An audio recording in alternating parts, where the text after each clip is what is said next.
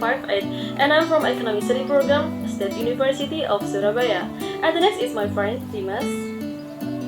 Okay, thank you so much, Salva. My name is Dimas Saputra. I'm from State University of Surabaya with student number ID 33. I'm from study program economics, and we're here with. I am Yesa Caesarani with ID number 077 from Economic Study Program, State University of Surabaya. Assalamualaikum warahmatullahi wabarakatuh. So in here, I would like to explain about the table of contents of our presentation. The first is multinational corporation. Second is international resource movement. And then last but not least, we have foreign investment. Now, before I enter about the first topic, I would like to ask to you everyone, what is multinational corporation means? Okay, that's so great. Next, we're going to move into the first topic, which is multinational corporations. Now, MNCs are firms that own, control, or manage production facilities in several countries. Now, the reason of MNC still existence, we have four reasons. The first one is competitive advantage. Now, what is that? A global network of production and distribution combined with vertical and horizontal integration and foreign affiliates.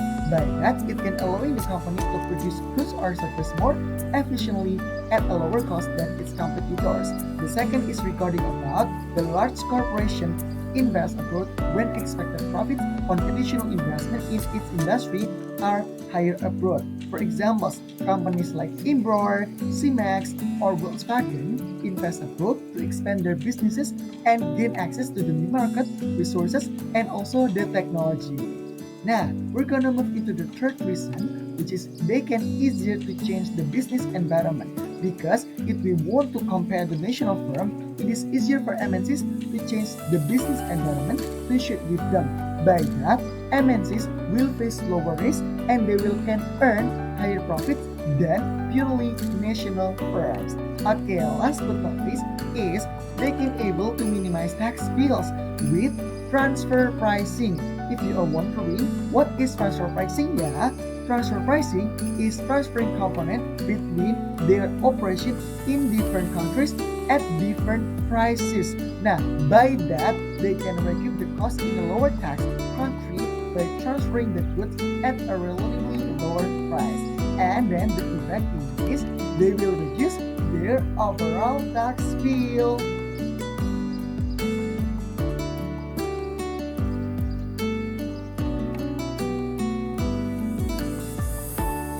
Move into the next topic, which is example of MNCs or multinational corporations. So before that, I would like to explain to you regarding about I take this journal reference from Sukhothai Thammasat Open University, Thailand. So in this case, we take in the Thailand country. The first one is regarding about a packaged food company. It includes the instant and semi-instant food until cans or bottles. And then the second one is regarding about a consumer healthcare company such as supplementary or medical food for infants, kids until the passion. Now, the third one is regarding about a household goods company from fabric detergents company until air freshener company. Now, by their combination or these companies have established a strong presence in Thailand due to the country's investors-friendly policies and the strategic location in Southeast Asia, especially in Thailand. Now, by that, they have also invested in research and also development to create more innovative products that cater to the local market needs and preferences. Now, that's the real example of MNCs or multinational corporation study case.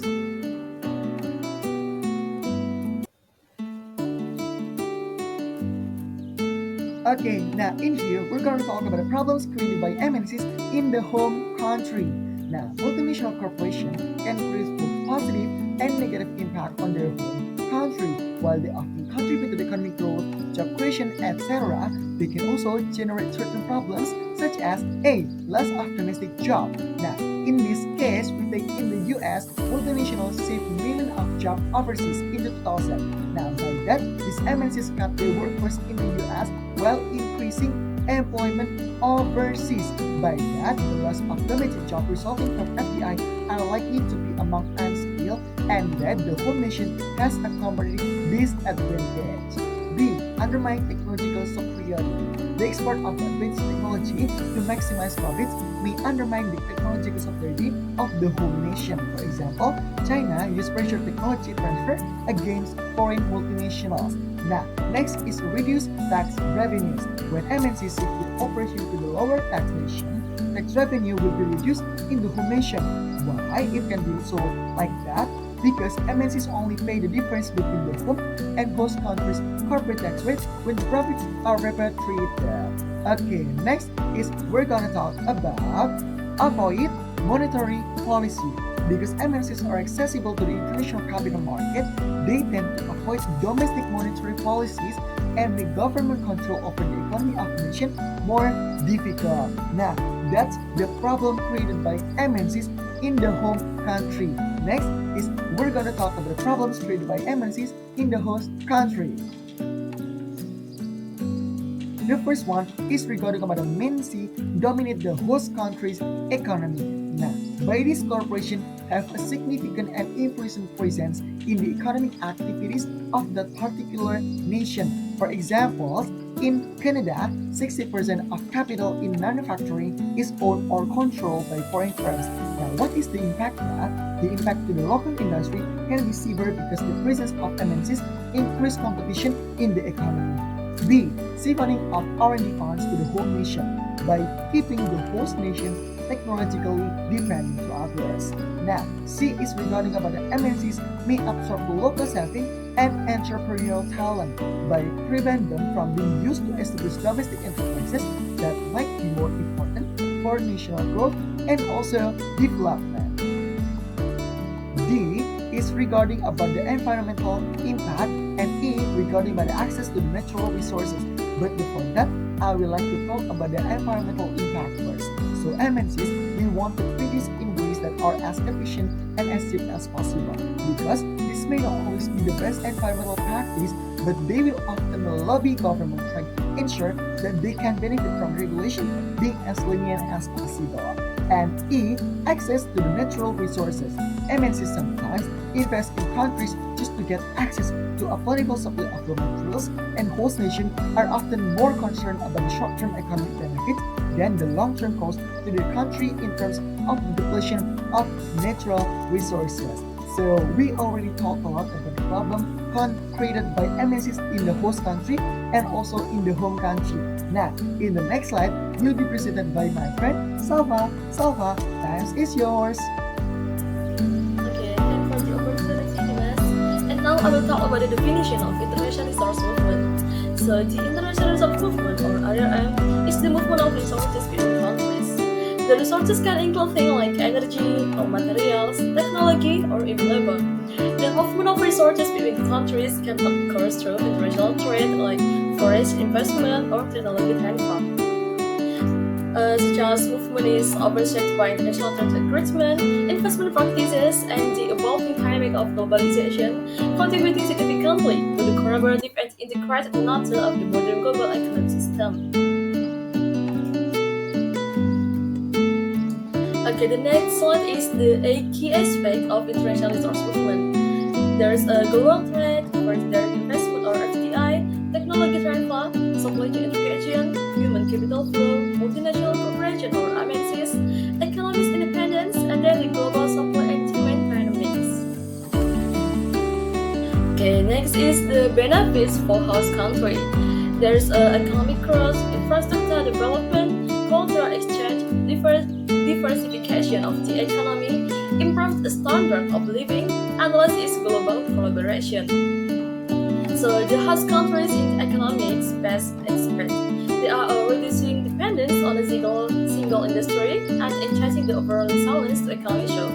Thus, benefit contribute to the host country's long-term sustainability, competitiveness, and then, of course, the overall progress in the global economic landscape.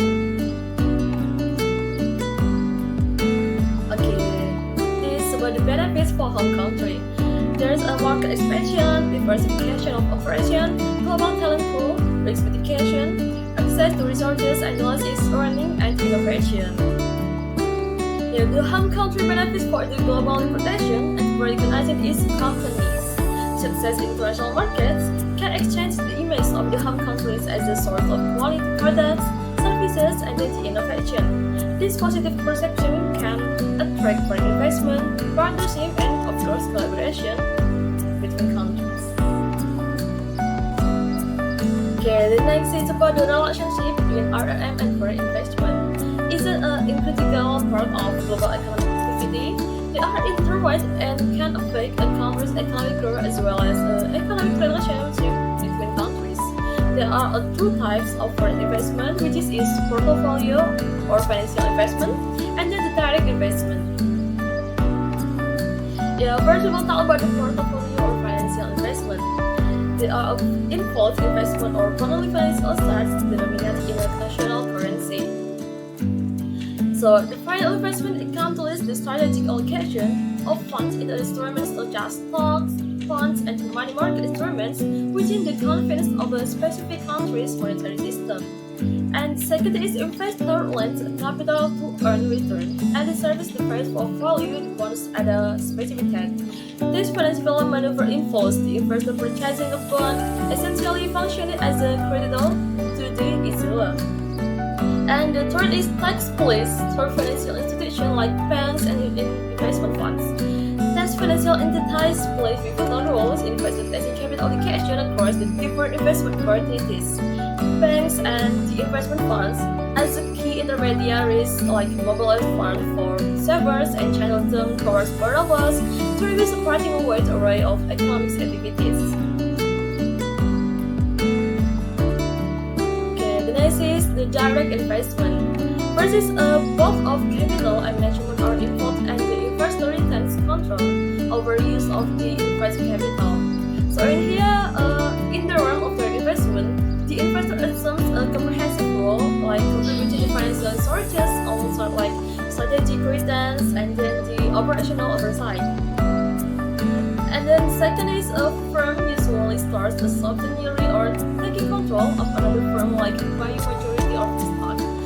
This strategic maneuver involves a comprehensive investment wherein the investing company not only injection capital but also exert a significant degree or influence and decision-making authority over the acquired entity. And the last is involves real investment in the factories, capital, goods and land, and of course inventories. This form of investment turns beyond more financial transactions, like it outsources of the concern the deployment of funds to establish a physical presence and of course the operational infrastructure within a host country. Okay, let's move to the next slide. Benefits portfolio or financial investment can be categorized into two main types, short-term benefits and long-term benefits. Short-term investment provide benefits such as first, wealth investment. Financial investment can help you increase your wealth by appreciating the value of your asset over time. Second, additional income can provide additional income through dividends, interest, or capital gains. Three, risk diversification can help you reduce risk by diversifying your money into various assets. And then for long-term investment provide benefits such as retirement. Financial investment can assist you in achieving your retirement goals by growing your assets over time. Second, education can help you save for your children's education or for your own educational pursuits. And the last is other goals can aid in reaching other objectives such as buying a home or starting a business. Some specific examples of benefits from a portfolio of financial investment. An investor purchases stock of a well-performing company. The stock appreciates in value and they sell it for profit. And also, an investor set aside money for retirement. The financial investment appreciate over time and they have enough funds for a comfortable retirement. The next slide is benefits of foreign direct investment, divided by 5 categories. The first one is enhance economic growth. Foreign direct investment can stimulate economic growth by increasing capital investment, creating jobs, and fostering the transfer of technology and knowledge. The second is job creation. Foreign direct investment is often accompanied by the creation of jobs, both directly and indirectly. The third is technology and knowledge transfer. Multinational companies investing in a country often bring new technologies and knowledge that can improve the quality and quality, as in domestic product and services. The fourth is infrastructure improvement.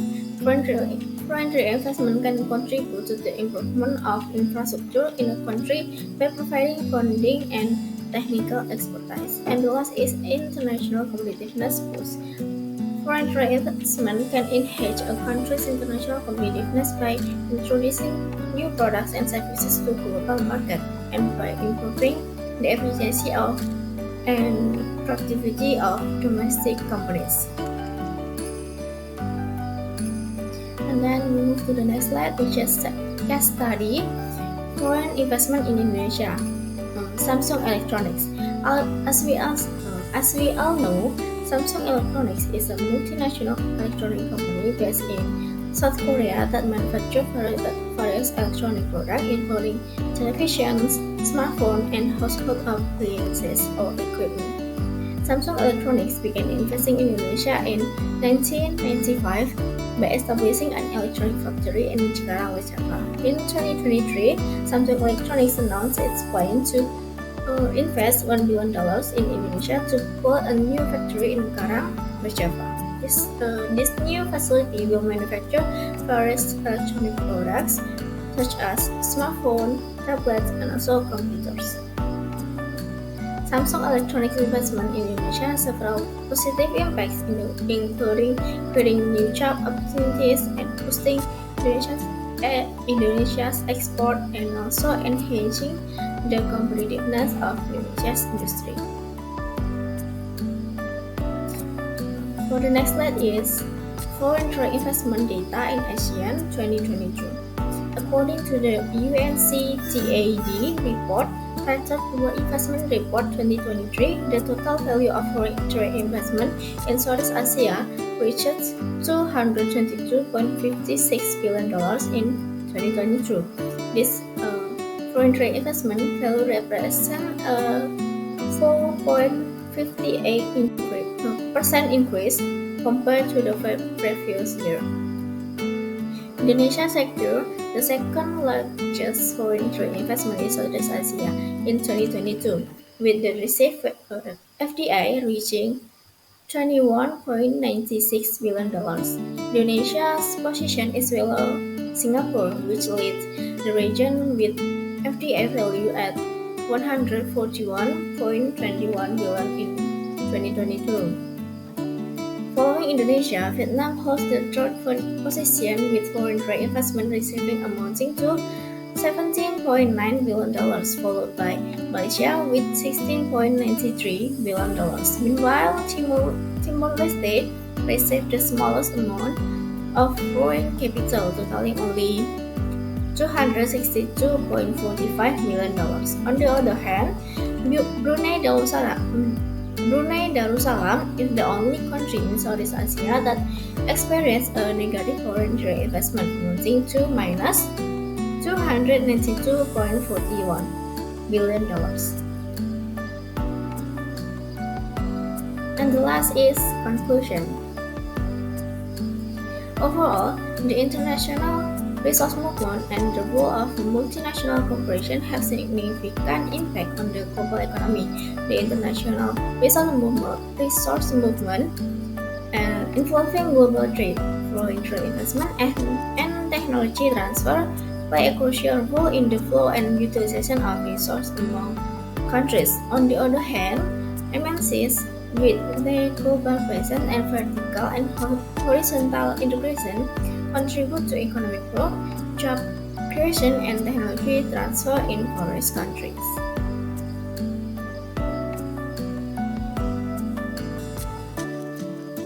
So that's all from us. We'll proceed about the international resource movement, multinational corporations, and also foreign investment. And we hope that the completion of this presentation can add your insight about IRM, MNC, and foreign investment. And we apologize if there are any weaknesses in our presentation. And see you again.